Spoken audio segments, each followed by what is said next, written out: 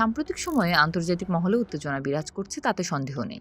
দেশে দেশে স্বৈরাচার বিরোধী আন্দোলন চলছে, আবার কোথাও তীব্র আন্দোলনের মুখে স্বৈরাচারের পতন হচ্ছে।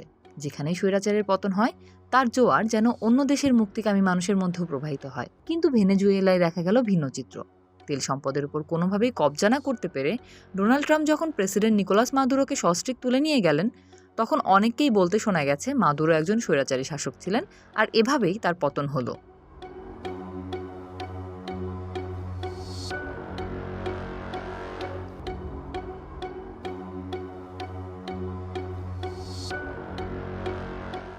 ভিনদেশে বসবাসরত ভেনেজুয়েলানরা সেই উপলক্ষে উৎসবও করেছে।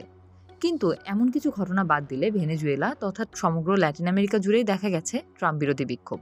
এরই ধারাবাহিকতায় মাদুরো এবং তার স্ত্রী সিলিয়া ফ্লোরেসের মুক্তির দাবিতে বিলবোর্ড, পোস্টার এবং মুরালে ছেয়ে গেছে ভেনেজুয়েলার রাজধানী কারাকাস। এসব প্রচারণায় আমরা তাদের ফিরে পেতে চাই থেকে শুরু করে মাদুরো ও সিলিয়াকে মুক্ত করো এমন নানা বার্তা ছড়িয়ে দেওয়া হয়েছে।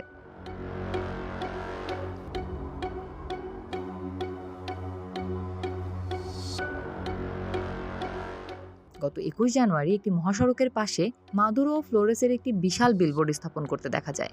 সেখানে স্প্যানিশ ভাষায় যা লেখা ছিল তার অর্থ, আমরা তাদেরকে ফিরে পেতে চাই। গত কয়েক সপ্তাহে রাজধানীর বিভিন্ন স্থানে এ ধরনের আরও অনেক বিলবোর্ড নজরে এসেছে। শহরের কেন্দ্রস্থলে সেন্টার পার্ক কমপ্লেক্সের একটি টাওয়ার থেকে ঝোলানো ব্যানারে স্প্যানিশ ও ইংরেজি উভয় ভাষায় লেখা ছিল, মাদুরো ও সিলিয়াকে মুক্ত করো। রাস্তার পাশের দেওয়ালগুলোতেও এখন মুরাল, গ্রাফিতি এবং পোস্টারের ছড়াছড়ি। পথচারীরা যখন রাস্তা দিয়ে হেঁটে যাচ্ছেন, তাদের চোখে পড়ছে মাদুরোকে মুক্ত করো এর মতো স্লোগান এবং সেই সাথে bring them back, free Maduro ও ফ্রি সিলিয়ার মতো হ্যাশট্যাগ।